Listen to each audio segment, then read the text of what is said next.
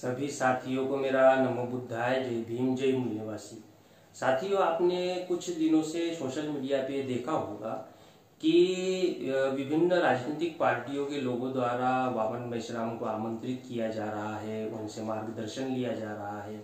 अभी कुछ दिन पहले महाराष्ट्र में आरपीआई के कार्यकर्ताओं ने बहुत बड़े पैमाने पर वामन मेश्राम जी का स्वागत किया, क्योंकि वामन मेश्राम जी ने आरएसएस के हेडक्वार्टर पर प्रोटेस्ट मार्च निकाला था। दूसरा, रामलीला मैदान पर विभिन्न जो राजनीतिक पार्टियों के नेता है वो इकट्ठा हुए और वहाँ पर भी मार्गदर्शन करने के लिए वामन मेश्राम जी को बुलाया, जबकि वामन मेश्राम जी किसी पॉलिटिकल पार्टी के लीडर नहीं है।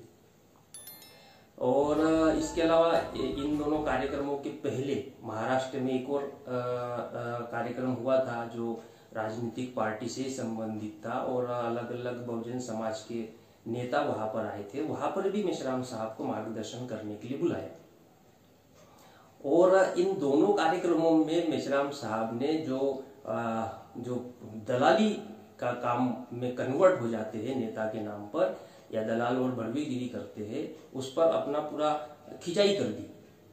तो ये जो पॉलिटिकल पार्टियों द्वारा मेश्राम साहब को बुलाया जा रहा है, आखिर इसके क्या मायने हैं? तो इसके मायने जो है वो दूसरे लोग समझे ना समझे, लेकिन कम से कम बामसेव और भारत मुक्ति मोर्चा के कार्यकर्ताओं के लिए समझना बहुत जरूरी है। इससे बामसेव का जो भविष्य है इसके ऊपर निर्भर करता है। ये बहुत बड़ी बात है। तो एक्चुअल में ये सोशल इमेज डेवलप करने की बात है या सोशल इमेज इस्टेब्लिश करने की बात है, जो कि वामन मेश्राम जी इस्टेब्लिश करने में कामयाब हुए। जब पिछली बार यूपी का जो चुनाव था और मेश्राम जी बीएमपी के इसमें पूरे यूपी में चुनाव रैली कर रहे थे, तो उस समय मुझे इस बात का डर लग रहा था कि कहीं मेश्राम जी की सोशल इमेज पॉलिटिकल इमेज में कन्वर्ट ना हो जाए। ये मुझे लग रहा था, सही मेरा मतलब डर लग रहा था। तो लेकिन वैसा नहीं हुआ और मेश्राम जी जो है सोशल इमेज को केवल बनाने में नहीं बल्कि इस्टेब्लिश करने में भी कामयाब होते हुए नजर आ रहे हैं। और ये बहुत बड़ी बात है। जो लोग मेरा वीडियो सुन रहे हैं उन्हें पता नहीं इसकी गहराई पता है या समझ में आएगी नहीं आएगी, लेकिन ये बहुत बड़ी बात है। वो है सोशल इमेज इस्टेब्लिश करना। मेरे विचार से ये एक बहुजन समाज में हमारा हिस्टोरिकल अचीवमेंट है। हिस्टोरिकल अचीवमेंट है कि बहुजन समाज में ऐसा लीडर जिसके पास में संगठन की शक्ति है, जिसके पास में फॉलोअर्स है, जिसके पास में हुनर है, जिसको चुनाव कैसे जीता जाए इसके लिए भी सारा जो लगाया जाता है, शक्ति लगाई जाती है, बुद्धि लगाई जाती है, वो सारी चीज होने के बावजूद वो सोशल इमेज बनाने में अगर कामयाब हो गए या इस्टेब्लिश करने में कामयाब हो रहे, तो ये बहुत बड़ी बात है, हिस्टोरिकल अचीवमेंट है। क्योंकि आप अपने चारों तरफ देखिए, बहुजन समाज में जो कोई भी जरा सा फेमस हो जाता है तो सीधे पॉलिटिकल की तरफ दौड़ पड़ता है। वो दूसरे जो लोग चले चपाटे, वो विधायक का चुनाव लो, सांसद का चुनाव लड़ो, वो उसमें आगे बढ़ जाता है और फिर सोचता है कि मैं भी विधायक बन जाऊं, सांसद बन जाऊं, और उस कारण जो है फिर वो दलाली के चक्कर में फंस जाता है। लेकिन मेश्राम साहब के पास में सारा होने के बावजूद वो जो है पॉलिटिकल जो लोभ लालसा है उसमें नहीं फंसे। ये बड़ी बात है। और इसके लिए जो सबसे बड़ी चीज है जो काम करता है वो है चित्त पर नियंत्रण। तथागत बुद्ध ने कहा चित्त पर नियंत्रण। अब चित्त पर नियंत्रण का क्या मतलब है कि एक ऐसा व्यक्ति जिसके पास में सारे साधन संसाधन है जिससे कि वो अचीव कर सकता है, जो अपना लोभ लालसा को पूर्ण कर सकता है, लेकिन उसके बावजूद वो उस दिशा में नहीं जाता है। क्यों नहीं जा रहा? अपने चित्त पर नियंत्रण किया है। तो वामन मेश्राम जी वो करने में कामयाब हुए। तो पहले लोगों को लग रहा था कि वामन मेश्राम जी जो ताकत बना रहे तो खुद जाके विधायक बन जाएंगे, सांसद बन जाएंगे, मुख्यमंत्री बनेंगे, प्रधानमंत्री बनेंगे, खुद के लिए कर रहे हैं, खुद प्रधानमंत्री बनने के लिए कर रहे हैं, जैसा कि अन्य नेता करते रहते कि हमें विधायक बनाओ, सांसद बनाओ, मुख्यमंत्री बनाओ, फिर तुम्हारी समस्या का समाधान करेंगे। यही कहते फिरते हैं ना नेता लोग। तो मेश्राम जी ने वैसा नहीं किया। मेश्राम जी जो है उनके पास में सारी शक्ति होने के बावजूद वो अपने चित्त पर नियंत्रण किए हुए हैं, और ये बहुत बड़ी बात है, ये बहुत बड़ी बात है।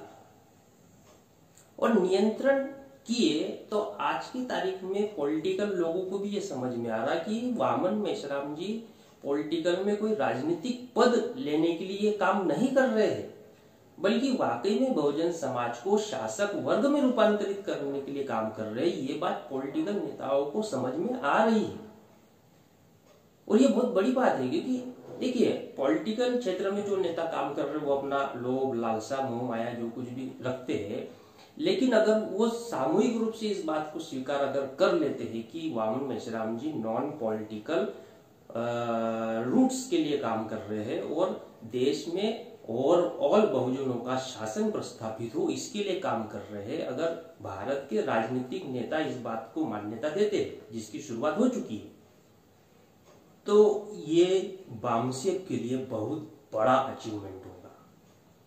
जो इमेज हम स्टेब्लिश करना चाहते हैं वो इमेज हम स्टेब्लिश करने में कामयाब हो रहे हैं वामन मेश्राम जी के माध्यम से, और ये इमेज खापर्डे साहब भी स्टेब्लिश करना चाहते थे, लेकिन खापर्डे साहब के समय में हो सकता है जो पॉलिटिकल लोगों को उन पे तंज कसते हो। भाई खापर्डे साहब तो सोशल इमेज ही स्टेब्लिश करने में लगे हुए थे, तो वो नॉन पॉलिटिकल रूट्स डेवलप करने में या उसको स्थापित करने में लगे थे। तो उस समय पॉलिटिकल लोग ये तंज करते होंगे, जहां तक मुझे लगता है। बिना तंज के तो हमारे कोई महापुरुष या पुरखे नहीं हुए हैं, तो जरूर करते होंगे कि भाई तुम्हारा बामसेप की इतनी औकाती नहीं है, ना ही राज्यों में बराबर है, ना जिलों में है, ना ही तुम्हारे पास में कोई ऐसी ताकत है, और तुम कहते हो कि नहीं हम सांसद विधायक बनने के लिए काम नहीं कर रहे हैं, तो तुम्हारी बात पे कौन विश्वास करेगा?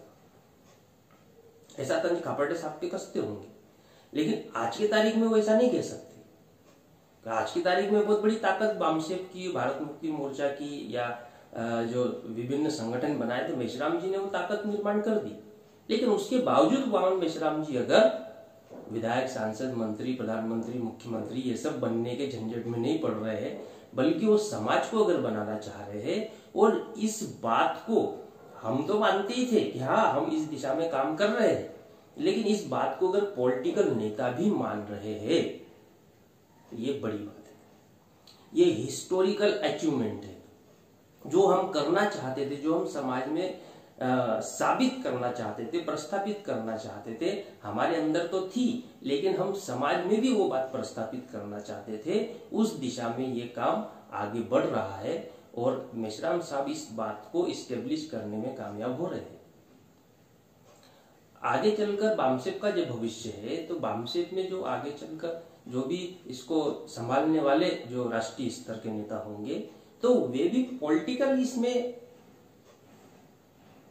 लोभ या मोह माया या लालसा में आने के बजाय वो सोशल बेस पर रहकर ही नॉन पॉलिटिकल रूट्स को ही कंटिन्यू इस्टेब्लिश करने का काम करते रहेंगे। इससे एक परंपरा बामसेप में प्रस्थापित हो जाएगी।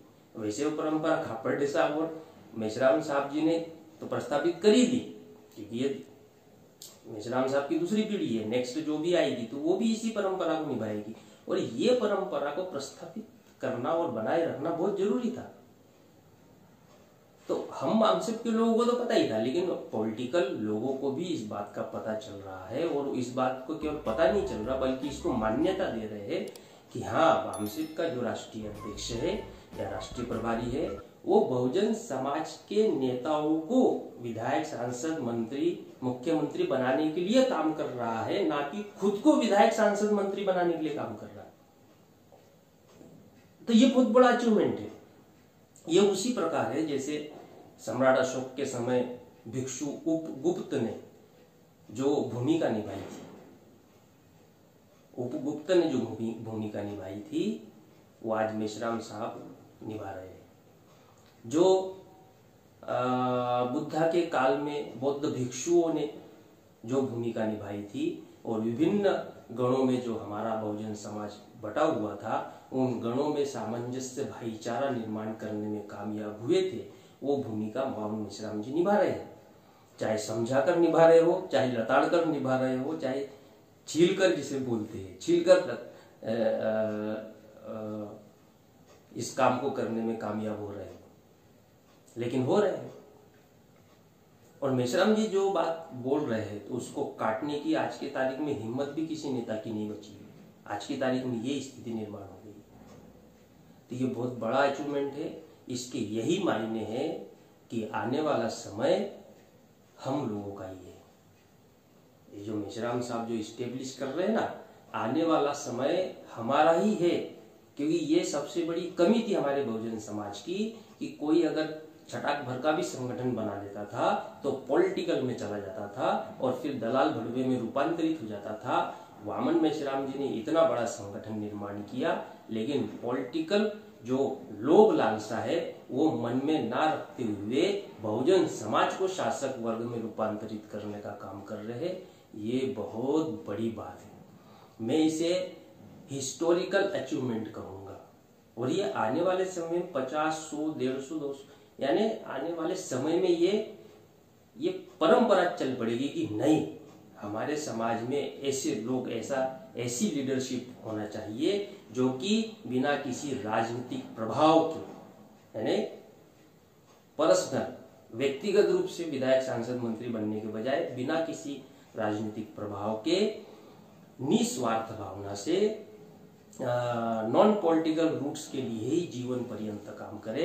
ऐसी लीडरशिप बहुजन समाज में प्रेरणा देने वाली लीडरशिप डेवलप हो रही है। और इससे मेश्राम साहब जी जो काम कर रहे हैं, इससे प्रेरणा लेकर बहुत सारे ऐसे नवयुवक होंगे जो नॉन पॉलिटिकल रूट्स के लिए और जीवन पर्यंत इस नॉन पॉलिटिकल रूट्स को इस्टेब्लिश करने के लिए, बनाए रखने के लिए, मैनेज करने के लिए अपना जीवन लगा देंगे। तो ये नींव का पत्थर बनने वाली बात है।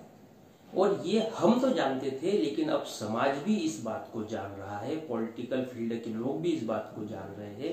केवल जान नहीं रहे बल्कि स्वीकार कर रहे हैं। इसी बात का सबूत है कि आरपीआई के कार्यकर्ताओं ने मेश्राम साहब का स्वागत किया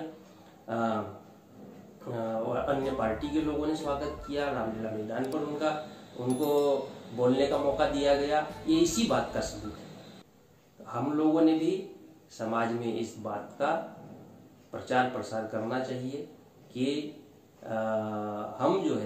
हम बहुजन समाज को शासक वर्ग बनाना चाहते हैं, खुद विधायक, मंत्री या सांसद नहीं बनना चाहते। तो इस वीडियो के माध्यम से मैं यही बात आप सभी साथियों से करना चाहता था। सभी को मेरा नमो बुद्धाय, जय भीम, जय हिंद।